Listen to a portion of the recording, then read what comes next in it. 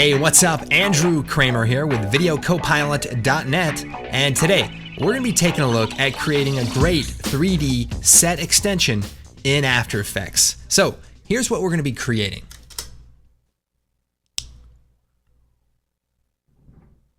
Alright, so basically we're flying over the mountains through the clouds and the mist, and we see this great menacing looking background. Now, the great thing about this tutorial is it's actually pretty straightforward. Here's the breakdown of what we're going to be creating. First, we have some stock footage from artbeats.com, and it's a great platform. It's a great start for what we need to do, but we want it to be a little bit more evil. This might be great for like a Western or maybe Back to the Future 3, but we want to take it to the next level. So in Photoshop, what I've done is taken a single shot or a frame from the end of the movie, and I went through and I started adding things like some mountains in the background, and you notice I use the real mountains and add some additional mountains on top, and we have our main mountain right in the middle and maybe some color correction. That way people know we're serious, right? Exactly. Not necessarily. Now, why would we do set extensions or matte paintings? What's the purpose of this? Well, if you think about it in this way, let's say you're doing a movie about the future and you have to have some futuristic landscape. Well, that may not exist yet, but it will in the future. But if you need to make a movie now, you want to create a matte painting, maybe some 3D buildings, some cars, flying lights, and all that good stuff. And that way your movie looks like it's in the future, or it's an ancient period movie where you're in Rome and you have to have all these old buildings, all that stuff. So matte paintings are a great way to establish the landscape of your film. Or maybe they see something like this. And actually we're flying over the mountains, and what's that in the distance? It's a Starbucks coffee. Now that makes a great movie. It's very convenient too. You just have to hike over this hill. Okay, so let's go ahead and get started, and we're gonna have a blast. This is the final result that we're going for, and I gotta say, what I love about this tutorial is that there are so many possibilities. You know, we're covering so many different techniques, from 3D motion tracking to compositing a matte painting from Photoshop, adding particle effects, color correction, sky replacement. You know, it really has some amazing possibilities. So please be thinking about different things that you can do. And I also like that we're taking a project that's somewhat complex and doing it all at once. You know, it's one thing to talk about one technique at a time, like, okay, here's how you do a matte from a footage, or here's how you do a sky replacement. But to be able to show you all of the different techniques and how they connect together and how they can be managed in a single project is great for people who are learning, because then they can see how these different techniques go together and come together for a final result. So what we want to create is this effect. So how would we go about getting this started? So the first thing we need to do is get some footage. So get a helicopter and a video camera and some duct tape and go to the desert or wherever and fly really, really dangerously close to the mountains and get a cool shot like this. Now, if you can't do that, you can go over to artbeats.com, where this clip actually comes from, and it's called T505-2. -1 was good, -3 was all right, but -2 was the ticket. In most cases, you want to create your matte painting in Photoshop because you have all these great image editing tools and you can bring multiple images together and blend them in nicely. So what you want to do is take your footage, your source material, and create a still frame. So we can put it into a new comp, just like that, move forward to the end of the shot where you want to have the matte painting, and just choose comp, save frame as file. And just make sure it's set to best and render it out. And then we're going to send it over to the matte painting department. Now in this case, it was my 3-year-old daughter, so she put this together. It's pretty simple. We have the one foreground mountain and some background mountains. Now we could separate the background mountains so that you have 2 layers, but in this case I think it will work okay because we don't fly past them too much, so there isn't going to be much of a parallax. It definitely looks good, especially for a 3-year-old. I know it's for a movie that she's working on, and it's pretty exciting. It's about a lost sock and a cat that try to save the world and stuff. So pretty ambitious, to say the least. So let's go ahead and import that into our project. Now it's a Photoshop file with layers, so we'll bring it into our comp, and After Effects is going to pop up this window. We want to make sure to import it as a composition so that we have editable layers. Now we don't need editable layers or live Photoshop 3D, so we'll hit OK. And that brings it in. If we open it up, we can actually see now that we have the layers broken up right inside of After Effects, so it's perfect. All right, so we've got the matte painting for her movie, and it's obviously kind of low budget, and so that's why she asked me to help out with some of the effects and some babysitting. So I think it'll be good. Now the next thing we want to do is take our mountain shot and drop it into a new comp. So we'll drag it into a new comp, and here we have the shot we're going to be using. So before we composite the matte painting, we need to do a 3D camera track. This is a process called match moving or 3D camera solving. And what we're going to be using is a plugin called Camera Tracker. And it's a really cool plugin. And it's also the most inexpensive full-featured 3D camera tracking tool on the market. So you guys may have heard of Buju. It's like $10,000. There's other ones that are, $500, $1,000. This one's only a couple $100. It's full-featured.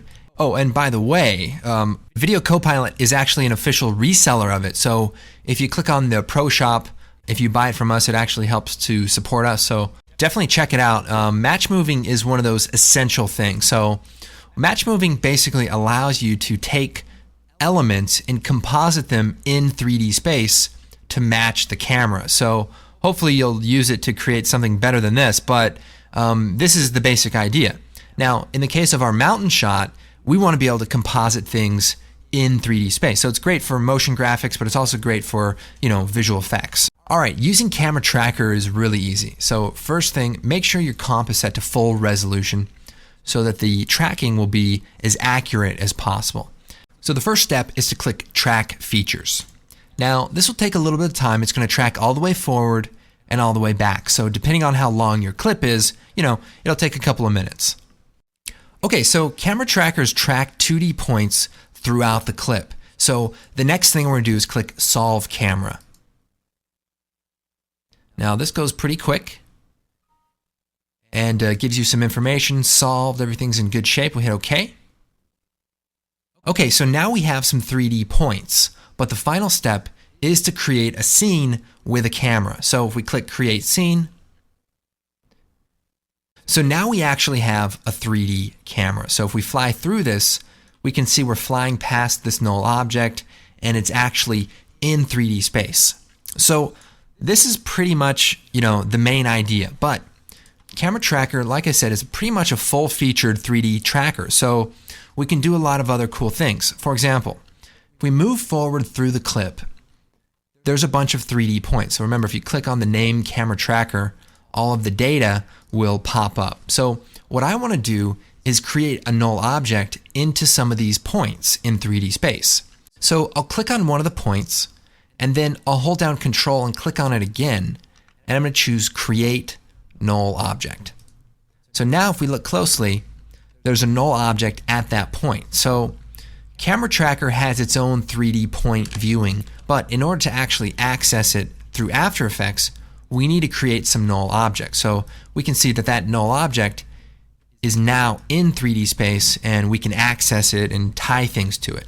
But I want to create a few more. So we'll click on this, we'll zoom in, we'll click on one, Control click, Create Null Object. So remember, when you click once, hold down Control, click again, create a null object. Maybe we'll make one in the back here for the sky. And maybe another one on this side. We can also add some, just down here. And remember, we can come back and do this again later. But this will just help us have some elements in our scene to use as reference. And again, I want to add a few along this ridge. So we'll click here. Let's see, maybe here. Control click. Maybe up here.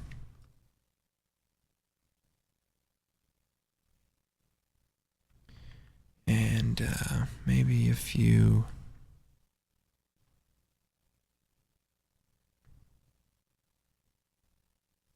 Okay, so we'll click out here, and there we have tons of null objects in 3D space, and we can start getting busy compositing this matte painting. All right, now before we get into the fun part of compositing our mountains in the background, we need to do some boring rotoscoping. So here is our mountain shot. So I'm going to change the composition name. So I'll choose composition settings, and we'll call this mountain composite, and we'll hit OK.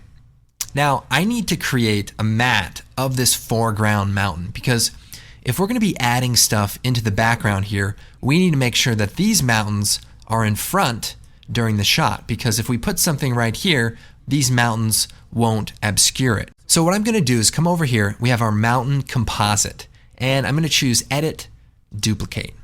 So we'll click on that comp, we'll hit Return on the main keyboard, and we'll call this Mountain Roto. And we'll hit OK. Now we're going to open that up. And what we need to do is create a roto of this mountain. Now we can do it a couple of different ways. We can use Illumimat, but down here it's not really going to work because the background is also dark. So let's go over just some cool ways that we can create a matte when we have a 3D camera track. So first thing, we're going to create a new solid, and we want to make this pretty big. So we'll make it 2500 by 2500, and we'll hit OK. And we'll make it a 3D layer. So I'm going to shut it off for a second. And what I want to do is I want to put it in a position that is along the ridge. So now what I want to do is put this black solid into the same position as one of the nulls that are on the ridge. So this particular null looks like a good choice. So what I'm going to do is, first, we have all of these null objects, and they're all being linked to this one null object. So you can see the parenting if you hit F4 or just right click and show parent.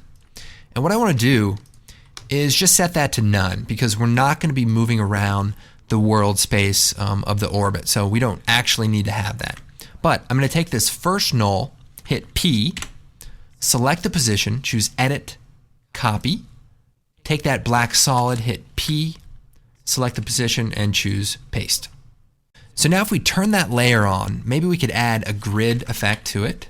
There we go. And we scrub through, we can see now that that grid is in 3D space and kind of lines up with the mountain. So it's kind of cool.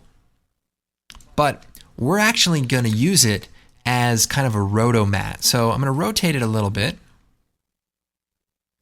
And we'll shut the grid effect off, and I'll even shut the layer off. All right, so we have the pen tool selected. I'm going to click on the black solid and move to the beginning of the comp. So then I'm going to hit the tilde key, zoom in here, and we want to draw an outline of this ridge. So we'll just go in here and, you want to try to keep it detailed, but we're just going to do it here pretty quick just to get the basic idea. Now we can cut off some of these trees, or you can leave them in depending on how detailed you want this to be. So we've created a roto. So now what I'm going to do is take our footage, and I'm going to delete the camera tracking data because we have it in our other comp.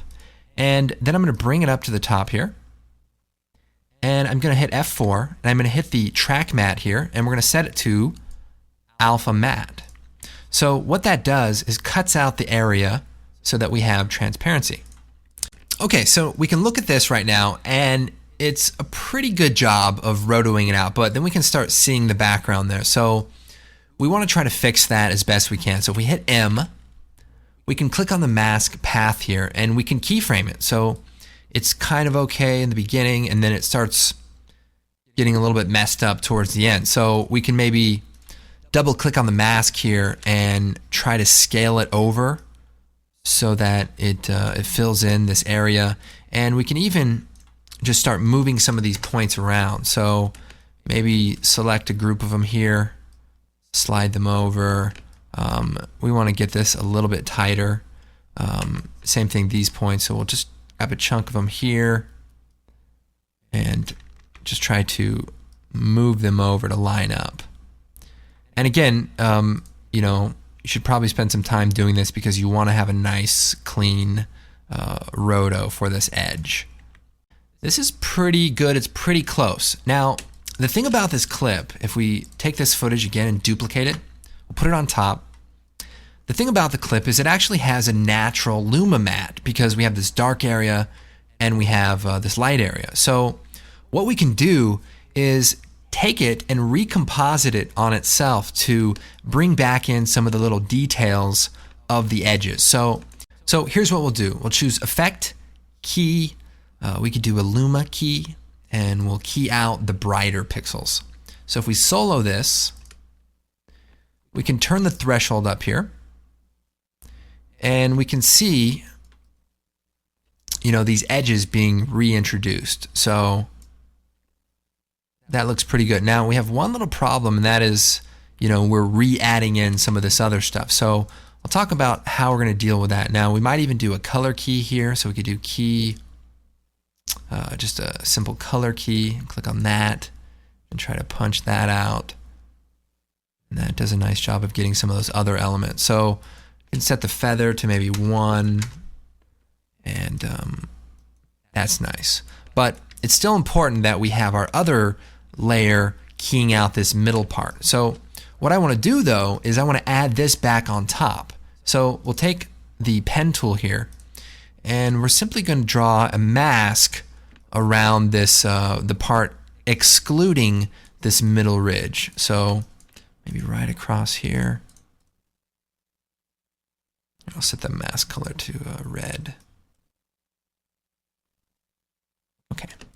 So we'll just shut it off for a second while we do this, and we'll keyframe the path. So we'll click on path, we'll move forward, and then we'll move this up, move forward, move this up.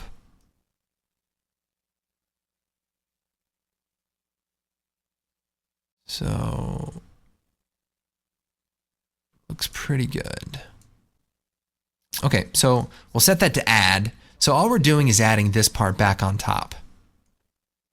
We'll unsolo the layer, and here we have, a pretty good roto. So remember, because we used the 3D tracking data, it's pretty close, but just getting in there and refining those keyframes makes a big difference. So we'll set this back to add, and that will cut it out nicely. We can even turn on the motion blur for that layer.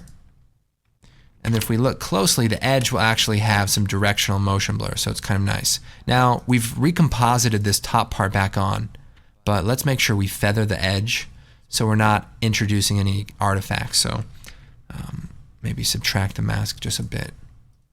To compare kind of the difference, so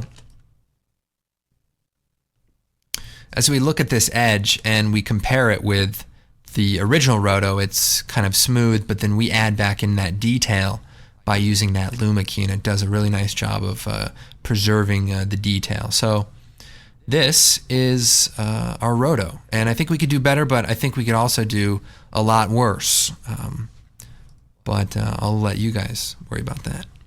All right, guys, are you still with me? Because we're actually going to do some fun stuff too. So here we are back in our mountain composite shot. Now, remember, we imported our mountain matte painting, and that's the 2 layers, the one mountain and the background mountain. So let's go ahead and bring those into our final composite and start getting those dialed in.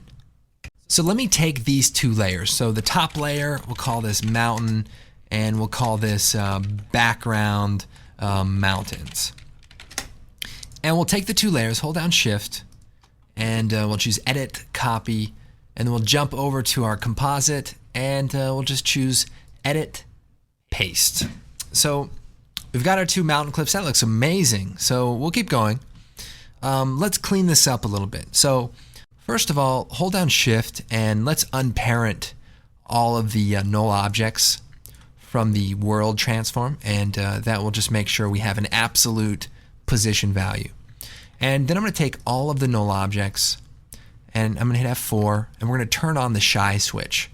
And what that does is allows us to simply hide them while we're working or pop them back up, so our comp isn't too cluttered. So we can hide those. We'll take this background mountains, and we'll turn off the collapse transformation. So that just comes in that way from Photoshop, but not entirely necessary.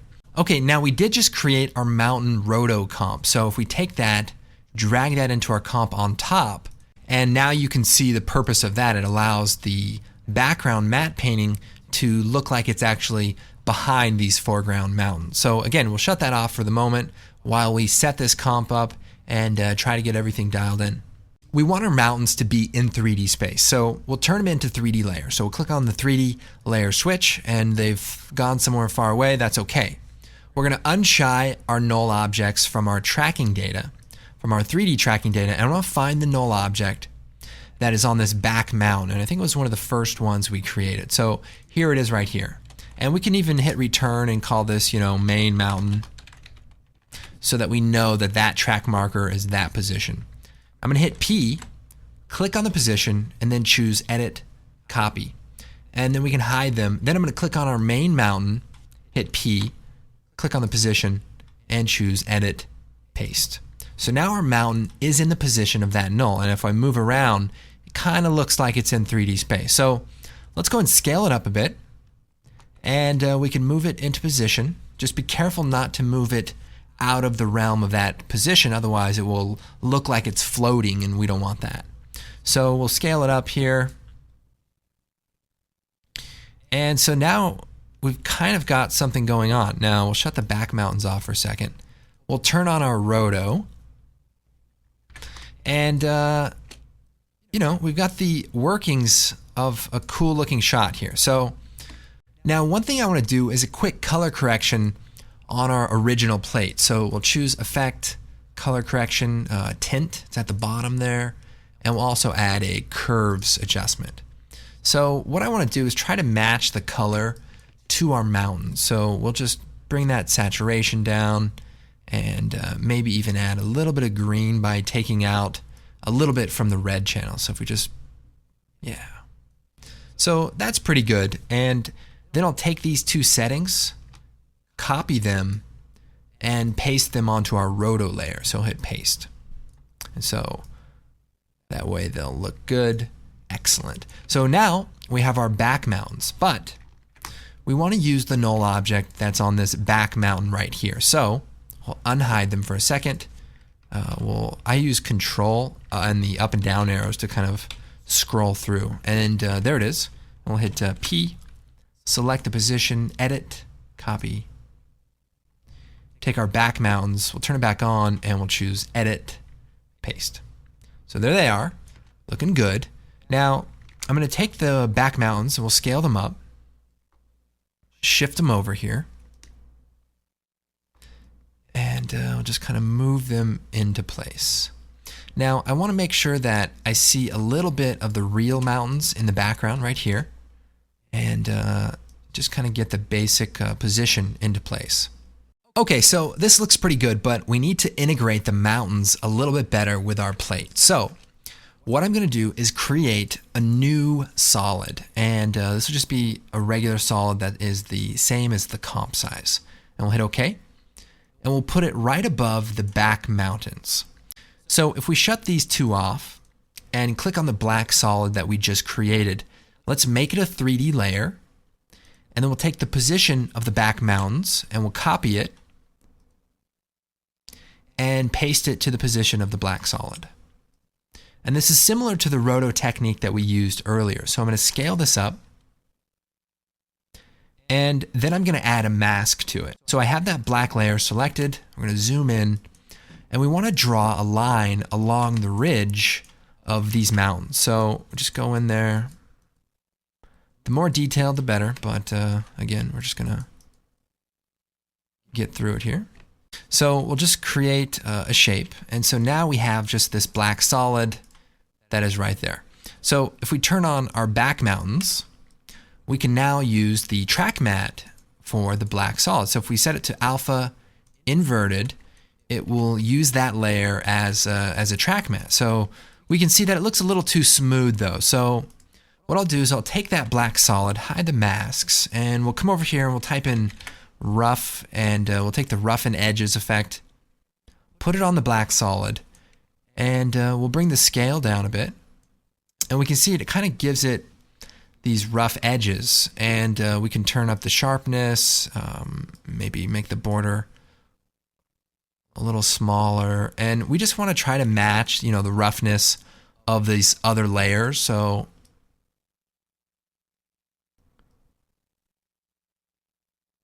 something like that looks pretty good. We just want it to look like it blends in nicely. So that's a good start, and we might even take these layers, the mountains, and darken them just a little bit so that they look like they're right behind the ones that are actually in the shot. So I think that looks pretty good. We might even take our main mountain, darken it a little bit as well, and possibly bring out some of the highlights because they're a little bright. Cool. Now you probably want to add some shadows to really integrate it nicer. Like this mountain should be casting some shadows if it were really there, but we're just going to hopefully hide it with all of the smoke and stuff later. So remember, a 3-year-old did this, so cut her some slack. Although admittedly, I read the script for her movie and it's pretty good. It's very early Spielberg with like a touch of Hitchcock and little Dora the Explorer. So it's not bad. Okay, let's go and make a few adjustments. So first, we could take our main mountain and scale it up a little bit so it's a little more menacing. We can also tweak our roto. So it's a little messed up right here. We might go in there to the mountain roto and adjust some of the keyframes. Now remember, it's a real 3D camera move, so we can really do a lot of cool things. So if I move forward here, let's click on the camera tracker again. And let's add in a few null objects. So maybe we'll add one here, and we'll control click and create a null. Maybe another one at the end here. See this one, control click and create a null. So maybe just in a few areas here in the foreground. And let me show you what we can do with this now. So to enhance the shot a little bit, I've got these spikes, and I'm going to just copy it, control C, and we'll paste it into this comp. So we'll hit paste. Now we just created these 2 null objects. So let's take them, let's unparent them from the global null, and let's take the position of this first one, hit P, we'll select it and choose edit, copy. Now we'll make our spike, so here we go, 3D layer, and we'll choose edit, paste. So now our spike is in 3D space. Now let's move it up so that the base of it lines up with that null object. And then we should also flip it. So set it to -100. So the lighting kind of matches. And we can rotate it. And, we could try to integrate this a little bit better with the color correction and such. Maybe even, roto out the base here a little bit. And subtract that portion. Okay. So if we look at this now, we can see that we have these spikes. We'll put it below our roto layer. We have these spikes that are kind of in 3D space, and we can even move them around, maybe closer to the camera, so that they parallax a bit more. I mean, obviously you want to make sure that they take place and they look like they're attached to the surface. But if we, maybe put a few off to the side here, and we could duplicate them, play around with the size, maybe push this one back a little bit. You should be careful about just moving things arbitrarily. You want to make sure that they are attached to an actual 3D point so that they don't look like they're floating, because this mountain definitely has the floating vibe. Okay, so I've just made a few copies here and kind of positioned them in 3D space kind of close to the camera, and we just get a little bit more of a parallax, and just helps build the landscape a little bit. So these are just little things that you can do to enhance, the composite, so it doesn't just look like stock footage. So we just quick little comparison. I mean, it's not great or anything, but I think the potential is there. So maybe real quick we could take a look at adding some great particles and see if we can add some more depth by flying through some clouds. All right, so the next thing I want to do is add some particle clouds. So in our original example, we kind of fly through them and then we see them across the land, and I want to try to add some of these. We're going to be using trap code particular, and we're going to create a new solid, and we'll call this particle clouds, and hit OK. All right, so we'll come over here and type in particular and drop that onto our particle layer. So we need to do a couple of things. We need to control how these particles are being emitted. So we'll go into the emitter here, set the emitter to a box, and then we're also going to turn the velocity down to 0. And that's because we just want to float through these clouds. Now, another important thing is we want to make sure that all of the particles are already born so that clouds aren't just popping up. So we'll click on the stopwatch for the particles per second, and then we'll move forward and we'll set it to 0. Okay, so the particles are being born, and then we stop emitting particles. All right, so let's make a few adjustments to the particle field. Let's increase the emitter size. So we'll just tweak the settings here. We want it to be pretty wide and also pretty long. Now, instead of just using a single point for our particle, we actually want to make it a cloud element. So we have this cool smoke element, and we'll drop it into a new comp. And what I'm going to do is create a white solid. And we'll hit OK. And we'll put it beneath the smoke element. And we'll set it to Luma Matte. And that way we'll actually have transparency in the background. So if we go back to our composite, we'll take our smoke element, drop it into the comp. We'll shut it off. And then we'll take our particle layer, scroll down to the particle type, and we'll set it to a sprite. And then we can change the texture to the smoke element layer. Now our layer is a little large, so we might want to modify that, but we'll just hit OK. Come in here. Yeah, it's not too bad. Actually, I think it's okay. We'll go back. You just want to be careful. If you're going to have a lot of particles, you don't want the sprite to be too large or the texture to be too large, because it'll take a really long time to render. But this one's actually okay. And we can turn the size up. We can have a size randomness. We can change the opacity. And here we can actually kind of see the idea. We're flying through these clouds. Now, the first batch of clouds we want to make sure is in front of the mountain, because we don't want to deal with the intersection of this mountain ridge. We want to have some in the front, and then we'll have some in the back.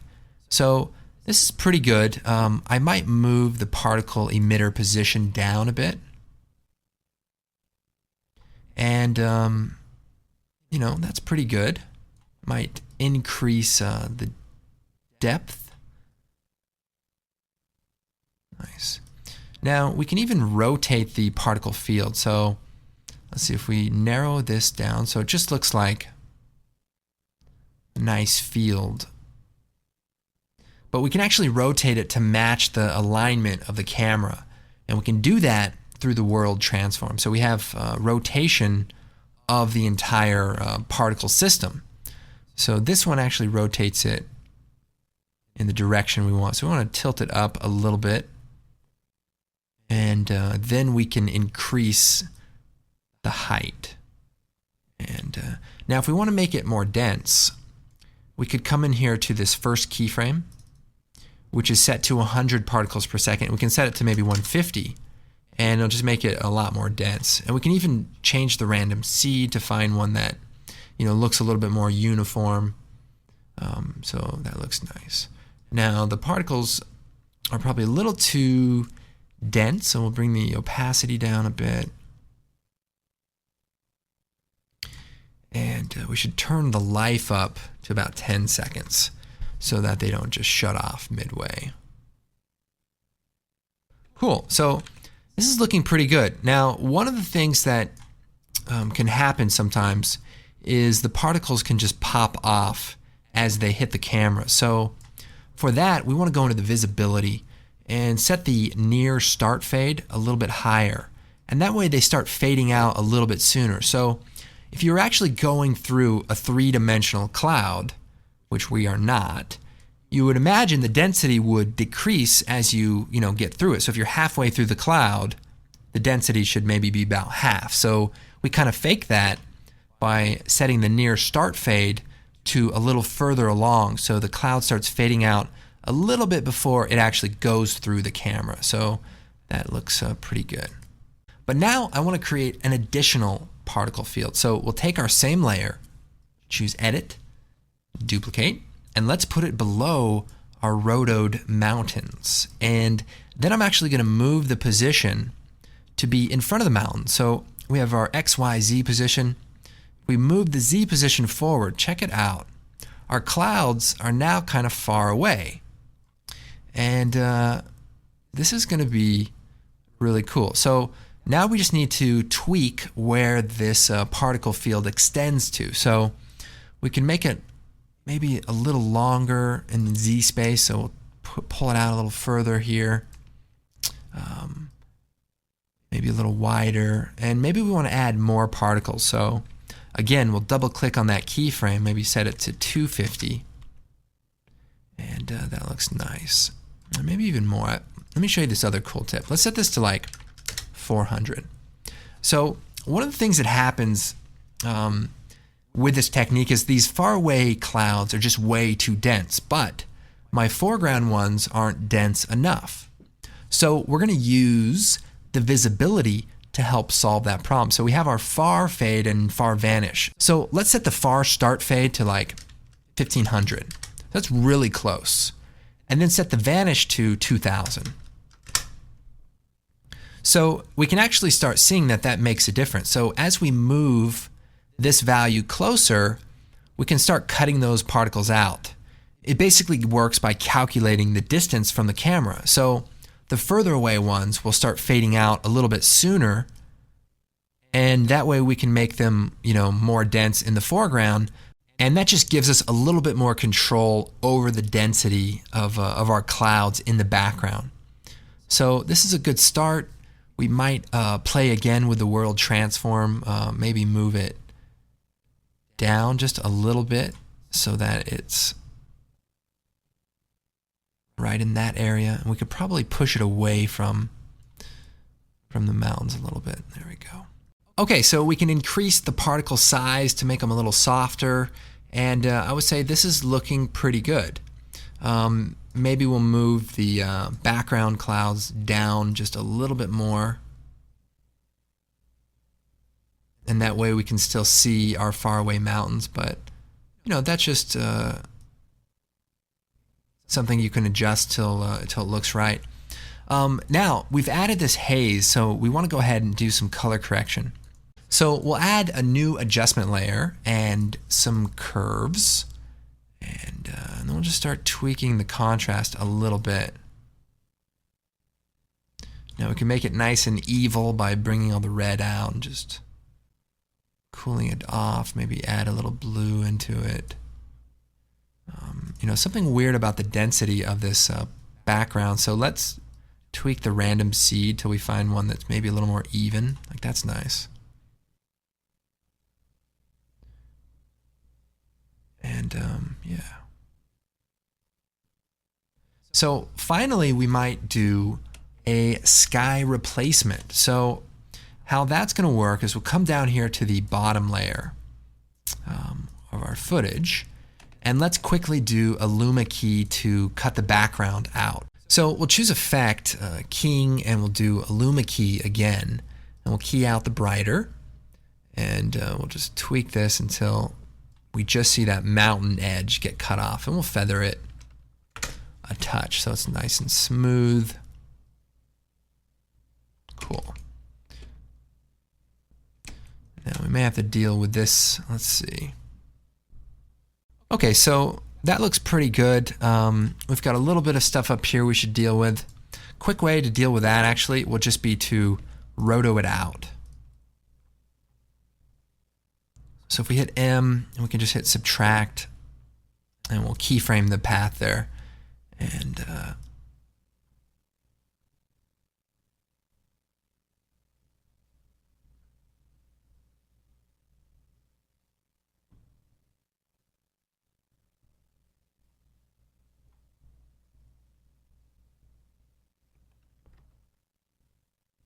And this should work because remember, we have the additional roto layer that's adding those mountains back on top. So this will work pretty good. Now we have this cool sky image, this texture, and we'll bring it out, put it at the bottom here. We'll make it 3D. And we put a couple of nulls in the very, very background. So we'll unshy this and we'll find that null right there, P, copy the position, go to our sky layer and paste the position. So there it is. We'll scale this guy up pretty big, move it into position. Now it's got a bit of distortion, so if we use the optics compensation, so if we reverse the lens distortion and increase that, it will start to flatten that out a bit. So you can see that looks a little bit better. And we'll move it up here.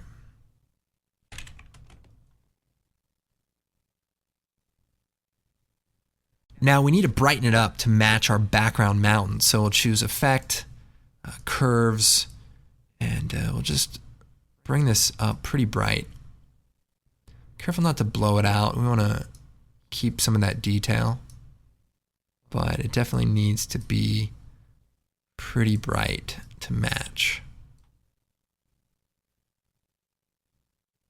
Now another quick little thing we can do, let's scale this up more here.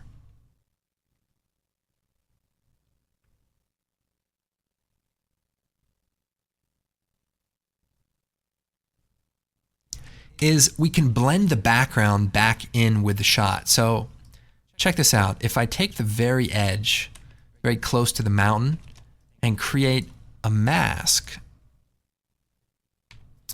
I can subtract that part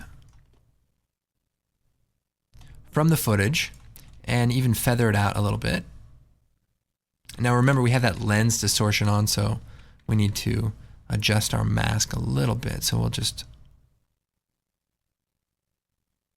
tweak it a little bit. We just want to create a little bit of a hole that we can fill the background in back with the original shot.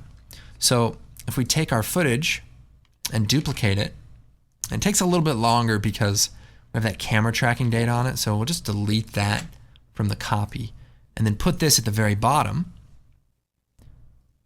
and then shut off the Luma key. So now we have the original footage back on the shot, and we'll delete the mask.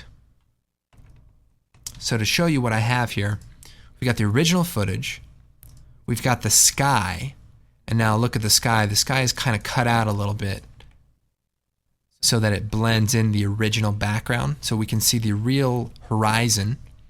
And because we blended that, we can actually add a little more contrast back into the sky replacement.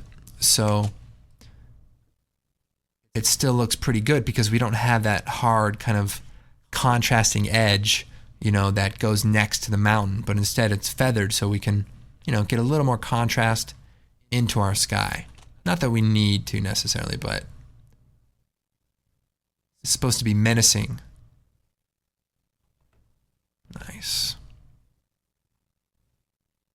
You know, another quick thing that we can do is, like, the clouds are white, but the environment's kind of blue, so we could go to the smoke element and fill that white solid with, you know, like a light blue.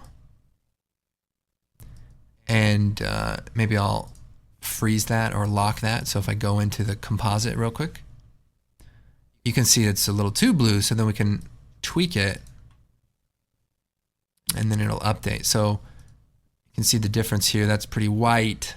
We bring it down, and you know, that looks a little nicer. And yeah, if you use Particular 2, there's like a sprite colorize mode that you can use as well that does pretty much the same thing. So pretty nice, maybe even a little green to kind of blend with the color. So something like that.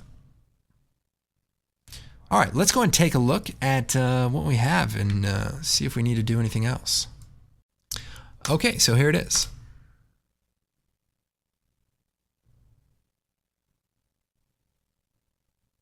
So not too bad. You know, there's a few little things we'd probably want to clean up, especially in this roto. You know, get in there and tighten it up. And if you want to check out a tutorial that helps with Luma mats and dealing with them, check out the advanced, let's see, sky replace. Advanced sky replacement goes into some really cool tips for cleaning up the edges, like around these trees, and getting that edge to be nice and smooth. So that could be pretty helpful. You know, and then just make sure the blur level of things matches. Like this mountain looks a little sharp. I'd probably add a little bit of a blur to it, and there's some little spots in the roto that could be cleaned up. And finally, we might just add some grain. We could just add like an overall grain to everything. Set this to final, and you know, maybe some Kodak vision. Why not? Why wouldn't you? Yeah, it's pretty cool. Once you get all of the elements in there, I would go back through and you know, give them a final color correction. Like these back mountains look like they're probably a little bit too dark now, because the once we get that smoke in there, it lightens everything up. So just make sure things kind of blend together. Let's see, we'll shut that grain off for a second.